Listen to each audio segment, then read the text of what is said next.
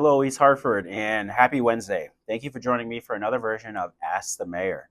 It has been some time, and we do have a few questions for you, so we'll run through them, and then I have some important updates for you guys right after. So, our first question is from Chris. Will there be a shredding event this year? Chris, thank you so much for your question. Unfortunately, no, there will not be a shredding event this year. We have not had one, I think, for the past 2 years due to some budget constraints. The event itself is upwards of almost $1,000. So we are going to hold off for another year. We'll relook at our budget and see if it's something we can do for next year. But as of this year, no, there is no shredding event. So I apologize for that, Chris. But thank you for your question. Our next question is from Joseph. This is a bit of a long one, two-parter. We were at a significant loss with the closure of the anchoring Stop and Shop grocery store at the Silver Lane location. We see the grocery store as an asset to the community, providing needed jobs to attract and retain East Hartford residents.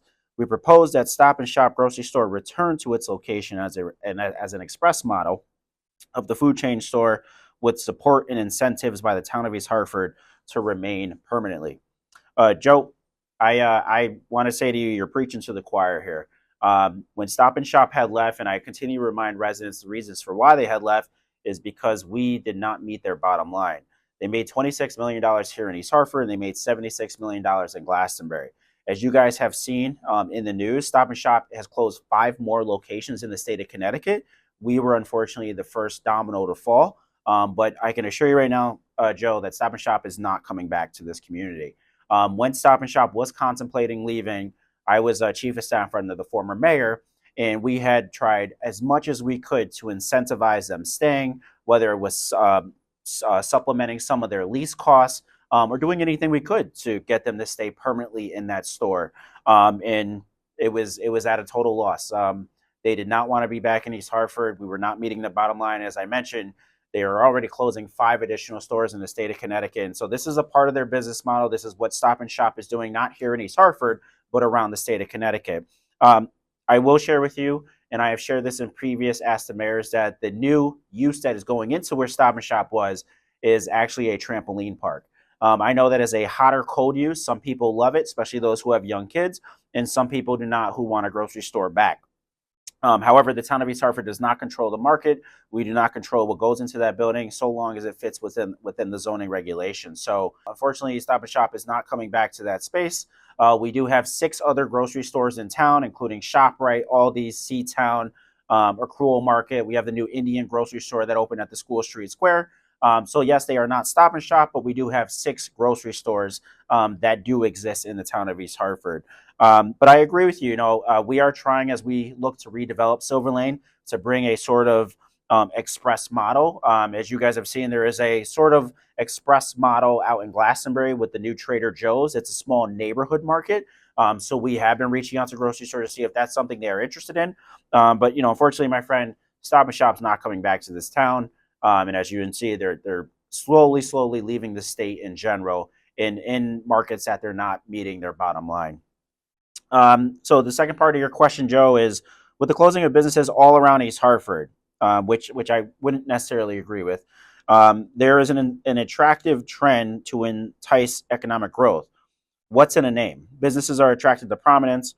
We see the adding of an official secondary street name or replacing the street name as moving toward innovation. We propose changing the street name of Silver Lane in East Hartford to East Hartford Lane. Joe, I think that's an interesting idea. Nothing I'm not opposed to. I agree with you that name recognition and prominence can be attraction for businesses. We actually don't own Silver Lane either. Silver Lane is owned by the DOT, just as Connecticut Boulevard is, our Main Street, as well as Burnside Ave. So I don't think we have the authority to change the name of Silver Lane, but I definitely understand where you're coming from for that. I think it's a great idea, but may not be as easy as we may all think. So thank you, Joe, for your question so much.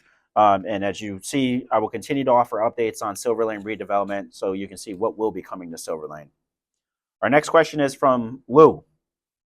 Will we be partnering with the City of Hartford for first night celebrations in the future? Lou, I think that's a really great question. As you guys have seen, we are working to explore sharing services with Hartford. And that's really just looking at ways we can decrease both of our budgets while providing all of our residents with quality and efficient services and programming. Partnering on a first night celebration is a really great idea. We don't have a first night celebration of ourselves here in East Hartford, as you guys know. And so maybe there is a potential to do something along our riverfront that straddles both municipalities to have a first night. So that's a great idea, Lou. It's something I'd be happy to talk with the mayor of Hartford about, my counterpart, and to see if there's a potential for that. But along the lines of what we're doing in shared services, these are the things we're trying to create. So you're spot on, Lou, and it's a really great question. So I'll further explore it for you.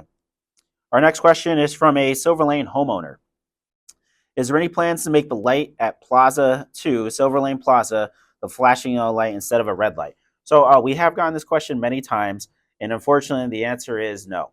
And the answer is no because the town of East Hartford does not own that street light. It is owned by the DOT, which, as I had mentioned, owns Silver Lane. We have already reached out to the DOT to actually revise that light to make it a blinking yellow or eliminate it as a whole. And we have received a hard no each time. And there's also the redevelopment of Silver Lane. As we work to demo the two side buildings, as you guys can see, there's a fence around them right now. We're conducting the hazardous waste abatement in them before we demo them. The new development of Silver Lane may actually utilize the second light. And so it'd be a little premature for us to remove it right now. I know it causes a bit of inconvenience because you have two stoplights right next to each other, but it may actually support the future development of Silver Lane. And at the end of the day, we've already reached out to DOT to make this request a number of times, and the answer has been a hard no. So I'm very sorry, but that light will remain the same for the foreseeable future. Our next question is from Claudia. Is East Hartford going to start a community garden in the spring? Does East Hartford have any grants to promote home gardens? What are the rules regarding having hens in East Hartford? So for one, no, we are not starting a community garden, but I think that's a great idea. You may see at DePietro Park, we have actually implemented a pollinator garden. We actually have two more pollinator gardens that are coming to that park in addition to a sunflower maze. Maybe with the reimagining that park, it could house a community garden. Claudia, I'd be very happy to talk to you more in depth about what your vision might be for a community garden and how I can help that vision. Not opposed to it at all. Just would take some manpower as well as some vision around how we would do that. So Claudia, I'd like to invite you in to have you come speak to me about what you're thinking about a community garden and how I can help make that happen. We do not have any grants to promote home gardens, but we obviously promote people to create their own home garden. You can get seeds for relatively inexpensive costs. It does take, more than anything, without grants, it's really just a lot of work on behalf of the homeowner to plant the garden, maintain it. That's where, really the bread and butter is with having a home garden. But we obviously are in favor of people having their own pollinator gardens at home, their home gardens for their own vegetables, produce, to promote healthy eating. So by all means, please pursue a home garden if you want. There are no grants for it, but we are very supportive of it. And then the rules around having hens is I believe you can have up to 6 per property. So yes, you are allowed to have hens on your property. I believe you can only have up to 6. But I would check with our inspections and permits department to be sure there's no permits that you need for it, no requirements. There might be requirements in terms of space from your neighbor. As you know, hens can be a little loud.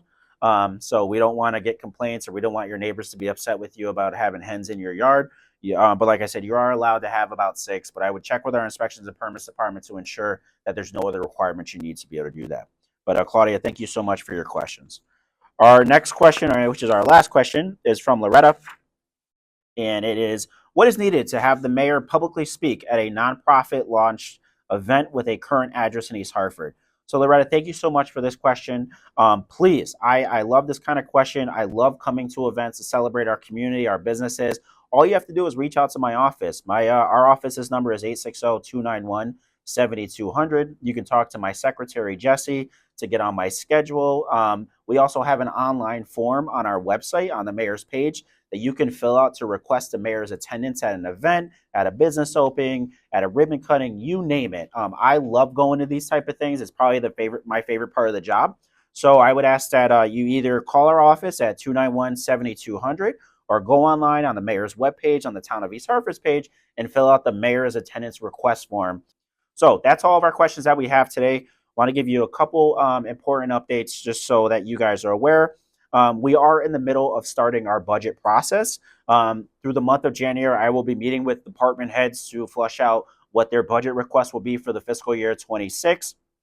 In February, we will start our budget workshop. So these are the public budget meetings that we will have with the town council to review our budget requests or the proposed budget that I will be sending to the town council. And then in March, we will have a couple other public hearings, and then we'll be passing our budget. So the schedule is online at this point on the Town of East Hartford's website. I believe it's on the town council page. But like I said, we're a little early for public meetings. Those are starting toward the end of February. Right now, we are just in the middle of meeting with my departments and fleshing out what my proposed budget will be. But just want to make sure you guys are aware, budget has started. I fully encourage residents to participate in this budget process.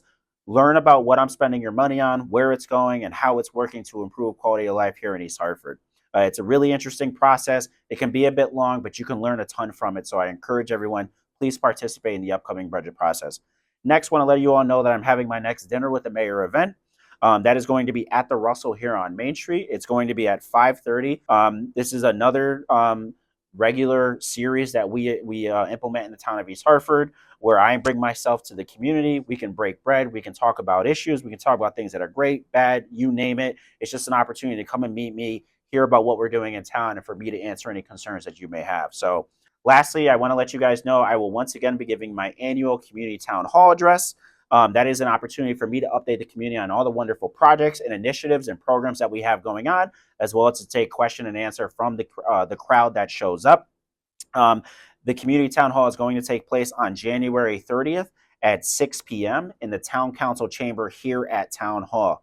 So once again, a wonderful opportunity to come meet me, come hear about the exciting things that we're doing on in town, meet our directors and our town staff, and also for me in real time in front of everybody to answer your questions that you may have regarding any of the projects or initiatives or programs that are going on in town. So just a wonderful way to update the community on the state of the town.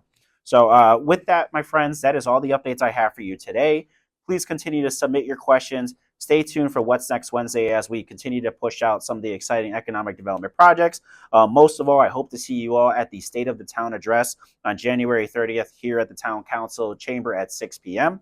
And as always, stay safe, stay healthy, and let's have a great 2025 East Hartford.